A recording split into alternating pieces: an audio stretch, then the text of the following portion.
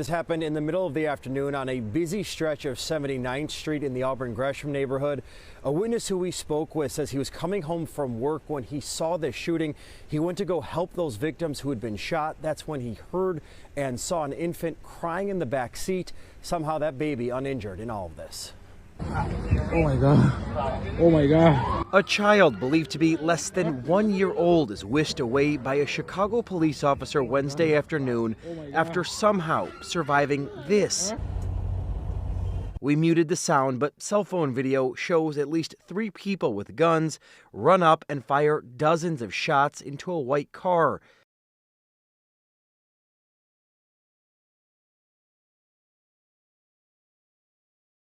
The shooters then get into a red car, stop in front of the white car, and begin shooting again, then drive away, all while a child was helpless inside that vehicle. A 26-year-old mother sat in the passenger seat of a white sedan on a cold February afternoon, her infant daughter secured in a car seat behind her. Unaware that the taunting words she had typed to her OPS online had given someone a chilling motive that would soon play out in the most brutal way imaginable. Within moments, masked figures would emerge from the streets of Chicago's South Side, transforming a quiet residential street into an execution ground where over 50 bullets would be fired in broad daylight, leaving Gabryel Ayers dead and her baby miraculously untouched by the hail of gunfire that shattered every window of their vehicle. Before we dive deep into this tragic case that shows just how deadly social media beef can become, welcome to True Homicide Crime, where we bring you the stories that shake communities to their core and remind us that sometimes the most dangerous weapon isn't a gun, it's a keyboard. If you're new here, hit that subscribe button and turn on notifications because stories like Gabryel's need to be told, not to glorify violence, but to understand how quickly online taunts can turn into real-life tragedy. This is a story about choices, consequences, and a mother who never made it home to watch her daughter grow up. Gabryel Ayers was born and raised on Chicago's South Side, navigating the complex web of street politics and neighborhood affiliations that defined life in Auburn Gresham. At 26, she was a mother to an infant daughter, but she was also someone who refused to stay silent on social media. Her Facebook page told a story of a woman who wasn't afraid to speak her mind, throw verbal shots, and engage in the digital warfare that had become as much a part of Chicago street culture as the physical violence itself. Friends knew her as Gina, a nickname that appeared frequently in her social media posts and comments. To some, she was funny and fearless. To others, she was playing a dangerous game. The streets of Chicago had always been unforgiving, but by 2026, social media had transformed the nature of conflict entirely. Beefs that once stayed in specific neighborhoods now played out on Facebook, Instagram, and Twitter for everyone to see. Disrespect was no longer whispered in corners or shouted on street corners. It was posted, screenshotted, shared, and immortalized online. And Gabryel Ayers was no stranger to this digital battleground. 2 months before her death, Gabryel made a Facebook post that would later be dissected by thousands of people trying to understand why she was killed.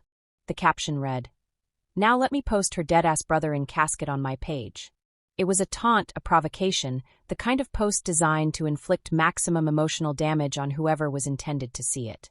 In the streets, disrespecting the dead was considered one of the worst violations, a line that once crossed often demanded retaliation. The responses came quickly. One person replied to Gabryel's post with their own threat, writing, "I don't give a fuck, post it Rico and Nem going handle your wasn't your people getting dragged out a car going on a mission?" The message was clear. Posting disrespectful content about the dead would have consequences, and those consequences were already being planned. But Gabryel didn't back down. Instead, she responded with words that would be among her last public declarations. "Your brother got left on a hit." Those 7 words hung in the digital space like a challenge. They weren't just words anymore, they were evidence of ongoing feuds, proof of disrespect, and potentially the motive for murder. In Chicago's street culture, saying someone got left on a hit meant they were killed during gang activity or retaliation, an insult that cut deep into family members still mourning their loss. Gabryel wasn't just participating in online arguments. She was actively taunting people who had already lost loved ones to violence, and she was doing it publicly where everyone could see. Those who knew about the online exchanges weren't entirely surprised by what happened next, but they were shocked by the brutality and the daylight boldness of it.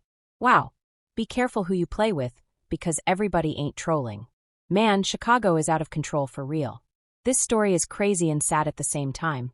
What happened to Gabryel Ayers on February 4, 2026, showed that social media beef can turn real-life deadly faster than anyone wants to believe. February 4, 2026, started like any other day. The temperature hovered around freezing, typical for Chicago in early winter, and patches of old snow lined the streets of Auburn Gresham. Gabryel climbed into the passenger seat of a white sedan driven by a 27-year-old man whose identity authorities would later protect for his safety. In the back seat, her baby daughter, not even a year old yet, sat strapped into her car seat, probably playing with a toy or looking out the window at the gray Chicago sky. They drove through the familiar streets, past houses and corner stores, completely unaware that their movements were being tracked. At approximately 1:25 p.m., the white sedan approached the intersection near the 7900 block of South May Street, just over a block from St. Sabina Church, where Father Michael Fleger had spent years preaching against the gun violence that plagued the community. The driver slowed as they neared a stop sign. It was a routine moment, the kind of mundane action repeated thousands of times a day across the city. But this time, the stop sign became a kill zone. Suddenly, figures emerged from between parked cars and from around corners. Surveillance footage would later show at least 3 people, their faces covered with masks, running toward the victim's vehicle with weapons drawn. There was no warning, no chance to escape. The first shots rang out, shattering the afternoon silence and sending nearby residents diving for cover. Then came more shots. And more. The sound was described by witnesses as continuous, like fireworks but deeper, more menacing. The shooters weren't just firing, they were executing a plan. Video footage captured them advancing on the vehicle, firing repeatedly, their movements coordinated. The white sedan's windows exploded into fragments. Bullets punched through the doors, the hood, the trunk. Inside, Gabryel Ayers was struck multiple times, her body absorbing rounds that came from multiple angles. The 27-year-old driver felt the burning impact of bullets hitting his arm and buttocks. He tried to drive away, his foot slamming on the accelerator even as blood soaked through his clothes. But the vehicle was already out of control. Police would later count the shell casings left on the ground. 50. Over 50 shots fired in a residential neighborhood in the middle of the afternoon. 50 opportunities for one of those bullets to strike the infant in the back seat. But miraculously, impossibly, not a single round touched the baby. As her mother bled out in the front seat and the driver struggled to maintain consciousness, the child sat unharmed, a miracle that would later be repeated by everyone who heard about the shooting. The surveillance footage showed what happened next. The shooters briefly retreated, then climbed into a red vehicle that had been waiting nearby. But they weren't done. As the getaway car sped away from the scene, the shooters continued firing, sending more rounds into the air and toward the now-disabled white sedan.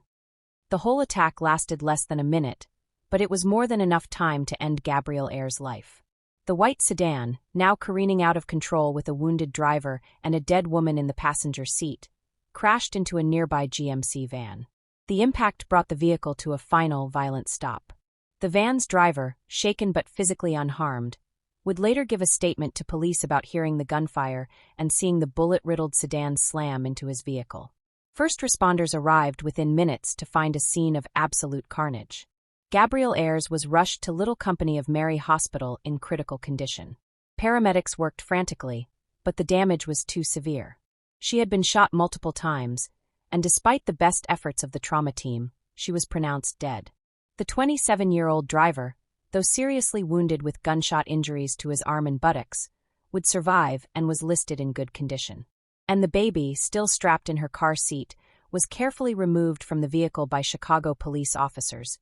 Images that would later circulate on social media, showing uniformed officers cradling the infant who had just become motherless.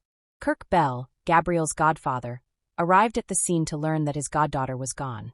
Standing near the yellow crime scene tape as investigators photographed shell casings and collected evidence, Bell struggled to make sense of the violence. "What's the purpose of shooting at a car when you know there's a child in the car?" he asked reporters who had gathered at the scene. "It could be a lot of other people who lost their life here today." His words captured the randomness and recklessness of the attack. 50 shots fired with no regard for who else might be hit, including an innocent child. Father Michael Fleger, whose church was just over a block away from where Gabryel died, spoke about the tragedy with a mix of sadness and frustration. He had seen too much death on these streets, presided over too many funerals for young people killed in gang violence. They all had long guns, he said, describing the weapons used in the attack. Somebody needs to be held accountable. Flegler noted that while the baby was too young to remember that day, she would grow up knowing her mother was killed, carrying that trauma even if she couldn't recall the actual event. Thank God that baby is so young, they probably won't remember this day, but that baby's going to know that their mother was killed today. That baby could have been killed, and somebody needs to be held accountable. And if anybody knows who did that, I think we got some really good shots off the cameras on the buildings over there. They just want them caught. As news of the shooting spread, the internet did what it always does. It investigated, speculated, and passed judgment. Screenshots of Gabryel's old Facebook posts began circulating widely. The post about the dead brother in the casket, her response about someone being left on a hit, and numerous other posts where she had allegedly taunted rivals and mocked the dead were shared thousands of times.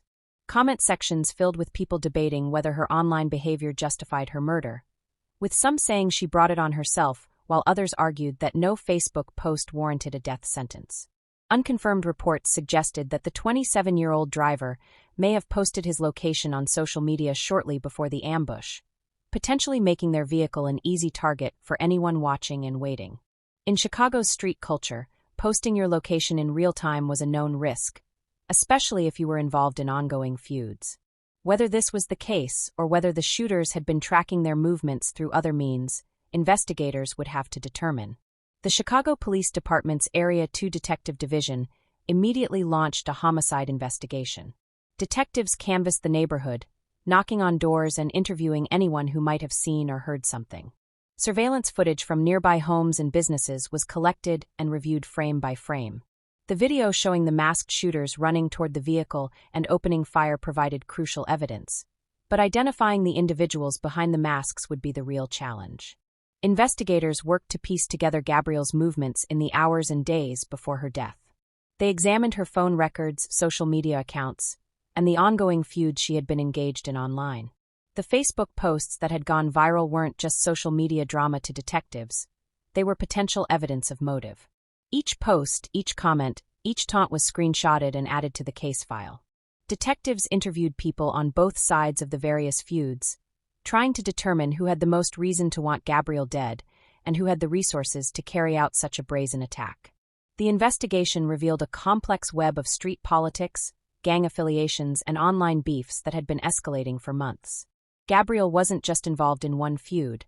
She had allegedly been taunting multiple people, posting provocatively about deaths, disrespecting deceased individuals, and engaging in the kind of digital warfare that had become commonplace but no less dangerous in Chicago. Each post added fuel to fires that were already burning, and investigators had to untangle which of these many conflicts had finally led to the fatal shooting. Forensic analysis of the shell casings revealed that multiple weapons had been used in the attack, confirming what surveillance footage had already shown. This was a coordinated hit involving at least 3 shooters. The brass casings were sent to the Illinois State Police Crime Lab for ballistics testing to determine if the weapons had been used in other crimes. In many cases, the same guns circulated through Chicago's streets, used in multiple shootings before being passed to someone else or discarded. As detectives worked to identify suspects, they faced the same challenge that plagued many Chicago murder investigations: a code of silence. Even witnesses who had seen the shooting were often reluctant to provide detailed statements, fearing retaliation if they were perceived as cooperating with police. The surveillance footage was helpful, but the masks worn by the shooters made positive identification difficult without additional evidence. Cook County Crime Stoppers announced a reward of up to $10,000 for information leading to the indictment or arrest of the gunman. The announcement was shared on social media and distributed through community networks, but as of February 6, 2026, no arrests had been made. The red getaway vehicle seen in surveillance footage became a focus of the investigation, with police searching for any cameras that might have captured a clear view of the license plate or the faces of anyone inside. Investigators also looked into whether the shooting was gang-related or purely personal. While Gabryel's Facebook posts suggested personal feuds, The level of planning and the number of shooters involved indicated that this might have been sanctioned or carried out by individuals with gang affiliations. In Chicago, the lines between personal beef and gang activity were often blurred, with individual conflicts sometimes escalating into larger territorial disputes. The 27-year-old driver, who survived the shooting, was interviewed multiple times by detectives. His account of what happened provided crucial details about the moments before the attack. Whether they had noticed anyone following them, whether Gabryel had mentioned feeling threatened, and whether there had been any warning signs that something was about to happen. Investigators also examined whether he was the intended target, or whether the attack was solely focused on Gabryel. As weeks passed without arrests, frustration grew in both the community and Gabryel's family. Her godfather, Kirk Bell, continued to speak to media outlets, pleading for anyone with information to come forward. The baby who survived the shooting remained with family members, a constant reminder of what had been taken and what had been spared. Relatives set up a GoFundMe to help with funeral expenses and to provide for the child who would now grow up without her mother. The case highlighted the devastating intersection of social media and street violence. Gabryel's posts, which might have seemed like just words on a screen, had real-world consequences. In Chicago's street culture, disrespect demanded response, and social media had made disrespect more public, more permanent, and more inflammatory than ever before. What might have once been a verbal argument that faded with time was now immortalized in screenshots, shared widely, and impossible to take back. Community activists used Gabryel's death as a teaching moment, particularly for young people who might not understand how quickly online beefs could turn deadly. Organizations working to reduce gun violence in Chicago pointed to the case as evidence that social media literacy needed to include understanding the real-world dangers of posting provocative content, especially in communities where violence was already prevalent. The investigation remained active, with detectives following up on tips that came in through the Crime Stoppers hotline. Each lead had to be carefully vetted, as some information turned out to be rumors or attempts to settle unrelated scores. The pressure to solve the case was immense, not only because of the brazen nature of the shooting, but because of the miracle that the baby had survived. That child deserved to see justice for her mother's murder. As of the most recent updates, authorities had not publicly announced any arrests or named any suspects. The case remained classified as an active homicide investigation, with Area 2 detectives continuing to work with the Cook County State's Attorney's Office to build a case that would hold up in court. Prosecutors knew that when arrests were eventually made, they would need solid evidence beyond just the surveillance footage. They would need witnesses willing to testify, forensic evidence linking suspects to the crime scene, and a clear chain of custody for all physical evidence collected. The legal charges, when they eventually came, would likely include first-degree murder for Gabryel's death, attempted murder for the shooting of the 27-year-old driver, and potentially aggravated assault or child endangerment charges related to the presence of the infant in the vehicle. Illinois law allowed for enhanced sentences when crimes were committed in the presence of children, and prosecutors would almost certainly seek the maximum penalties allowed. The broader implications of Gabryel Ayers' murder extended far beyond her individual case. In Chicago, a city that had struggled with gun violence for decades, her death represented a troubling evolution in how conflicts were initiated and escalated. The combination of easy access to firearms, long-standing neighborhood feuds, and the amplifying effect of social media had created a perfect storm where a Facebook post could serve as a death warrant. Mental health professionals and violence intervention specialists pointed to cases like Gabryel's as evidence that young people needed better tools for conflict resolution and more understanding of how their online presence could put them in danger. The impulse to respond to disrespect with more disrespect, to never back down, and to make sure everyone saw you standing your ground. These were cultural values that social media had weaponized in deadly ways. For Gabryel's family, the question of why she had made those posts, why she had continued to engage in online feuds, even knowing the potential consequences, would probably never have a satisfying answer. Perhaps she didn't believe the threats were real. Perhaps she felt she had to maintain respect in circles where backing down was seen as weakness. Perhaps she never imagined that people would actually hunt her down in broad daylight and open fire with her baby in the car. Whatever her reasoning, the result was the same. A 26-year-old mother was dead, and a little girl would grow up without her. The miracle of the baby's survival remained the one bright spot in an otherwise dark story. That child, sitting in the back seat while over 50 bullets tore through the vehicle, had been protected by forces that seemed beyond explanation. Some called it divine intervention. Others called it impossible luck. Regardless of how one interpreted it, the fact remained that the baby had survived when all odds suggested she shouldn't have. As she grew older, she would learn about the day her mother died and the Facebook posts that allegedly contributed to it. How she would process that information and what lessons she would take from her mother's death remained to be seen. As the investigation continued, detectives remained hopeful that someone would come forward with information that could crack the case. In many Chicago shootings, arrests came weeks or even months after the initial crime, as investigators slowly built their case and witnesses eventually decided to cooperate. The surveillance footage provided a solid foundation, but identifying the masked shooters required either someone recognizing them despite the disguises, forensic evidence placing them at the scene, or someone from inside their circle deciding to talk. The story of Gabryel Ayers serves as a tragic reminder that in the digital age, words have weight and consequences. Her Facebook posts, meant to assert dominance and disrespect rivals, became the narrative of her death, shared and analyzed by thousands of people who had never met her. The baby she left behind, now being raised by extended family, represents both the devastating cost of street violence and the inexplicable grace of her survival.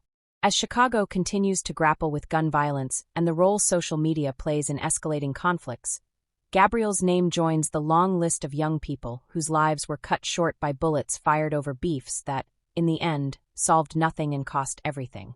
The investigation remains open, the shooters remain free, and a motherless child remains the living testimony to a day when Facebook feuds turned fatal on the south side of Chicago.